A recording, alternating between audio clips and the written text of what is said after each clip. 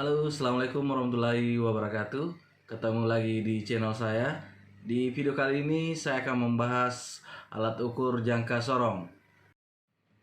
Di video kali ini ada 3 hal penting yang akan kita bahas tentang jangka sorong. Yang pertama, bagian-bagian jangka sorong dan kegunaannya.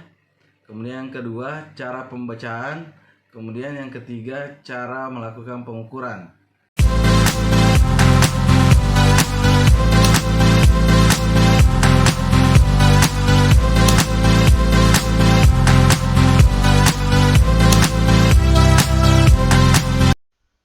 Oke, kita bahas satu persatu bagian-bagian jangka sorong. Untuk yang pertama, rahan tetap dan rahan geser. Kegunaan dari rahan tetap dan rahan geser ini adalah untuk mengukur diameter luar suatu benda kerja dan mengukur ketebalan suatu benda kerja. Kemudian yang kedua, tanduk tetap dan tanduk geser. Kegunaan dari tanduk tetap dan tanduk geser ini yaitu untuk mengukur diameter dalam suatu benda kerja. Kemudian kita lanjut ke 3, batang kedalaman. Fungsi dari batang kedalaman ini adalah untuk mengukur kedalaman suatu benda kerja. Lanjut nomor 4, skala metrik. Kegunaannya yaitu untuk membaca hasil ukuran dalam bentuk milimeter. Jadi ini skala metrik merupakan skala utama ya. Jadi ini yang saya tunjukkan adalah skala utama. Kemudian kita lanjut ke nomor 5, skala inci. Kegunaannya itu membaca hasil pengukuran dalam ukuran inci. Kemudian lanjut ke nomor 6, skala numismatik.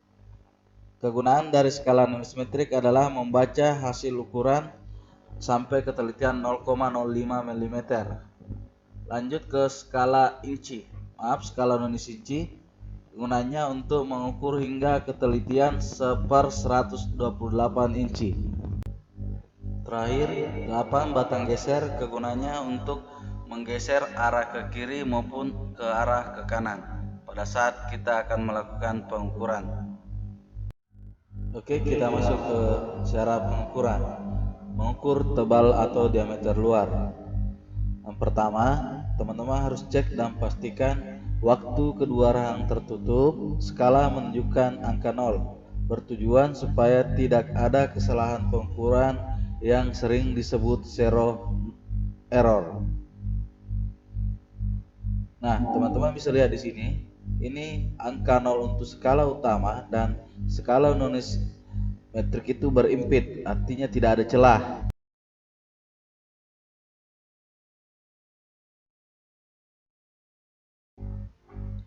Langkah selanjutnya, geser rahang geser jangka sorong ke kanan sehingga benda yang diukur dapat masuk di antara kedua rahan, antara rahang geser dan rahang tetap. Kemudian letakkan benda yang akan diukur di antara kedua rahang. Kemudian geser rahang geser ke kiri sedemikian sehingga benda yang diukur terjepit oleh kedua rahang. Terakhir, catat hasil pengukuran Anda. Kita perhatikan animasinya seperti ini. Ini kita buka ya, rahang geser ke kiri, kemudian masukkan benda kerjanya. Lalu kita geser lagi kembali rahang geser ke kanan. Kedua, mengukur lebar alur atau diameter lubang. Yang pertama, cek dan pastikan waktu kedua rahan tertutup. Langkah ini sudah kita lakukan seperti pada saat mengukur diameter luar benda. Kemudian yang kedua, geser rahang geser jangka sorong sedikit ke kanan. 3, letakkan benda yang akan diukur sedemikian sehingga kedua rahang jangka sorong masuk ke dalam benda tersebut. 4, geser rahang geser ke kanan sehingga kedua rahang jangka sorong menyentuh kedua dinding dalam benda yang akan diukur.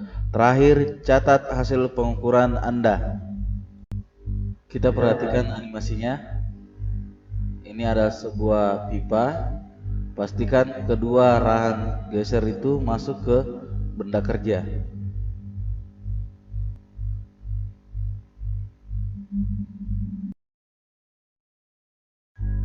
Tiga, mengukur kedalaman.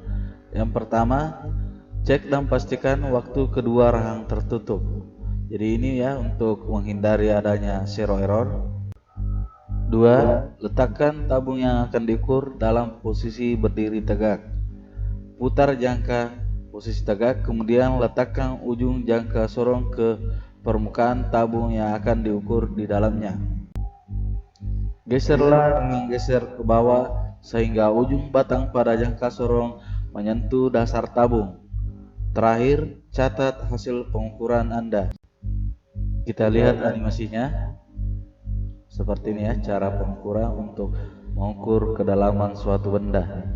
Pastikan jangka sorong atau batang kedalamannya itu tepat di dasar benda kerja yang akan kita ukur. Terakhir, cara pembacahan. Yang pertama, baca skala utama yang berimpit atau skala terdekat tepat di depan titik 0 skala nonius. Kemudian yang kedua, baca skala nonius yang tepat berimpit dengan skala utama. 3. Hasil pengukuran dinyatakan dengan persamaan skala utama ditambah skala nonius yang berimpit kali skala terkecil jangka sorong.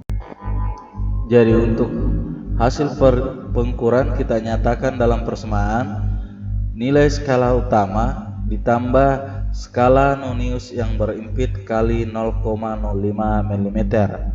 Karena jangka sorong yang kita gunakan pada saat ini adalah jangka sorong dengan ketelitian 0,05 mm, maka setiap satu garis itu kita kalikan dengan nilai 0,05 mm. Yuk kita praktikkan cara pembacaan hasil pengukuran dengan menggunakan jangka sorong.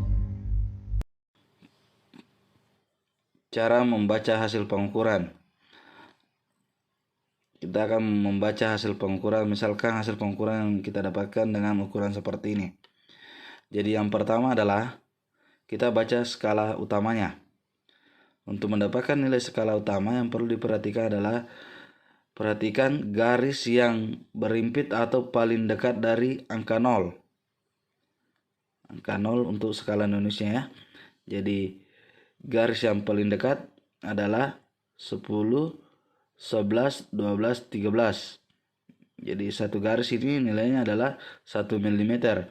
Jadi garis yang paling berimpit atau dekat dengan angka 0 skala nonius metriknya adalah angka 13. Jadi hasil pengukurannya sudah kita dapatkan, skala metriknya adalah 13. Nah, bagaimana untuk mendapatkan hasil nonius metriknya? Untuk hasil nonius metriknya adalah skala yang berimpit skala utama dengan skala nonius metrik. Silakan diperhatikan nilai mana atau angka mana yang berimpit dengan antara skala utama dengan skala nonius metrik.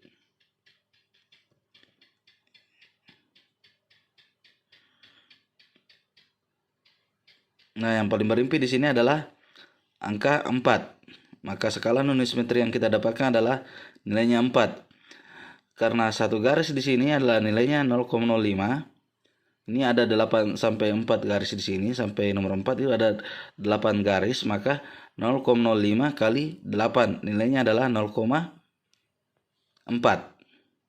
Jadi untuk hasil pengukurannya adalah skala utama ditambah dengan skala nonius metrik. Jadi hasil yang didapatkan adalah 13 tambah 0,4.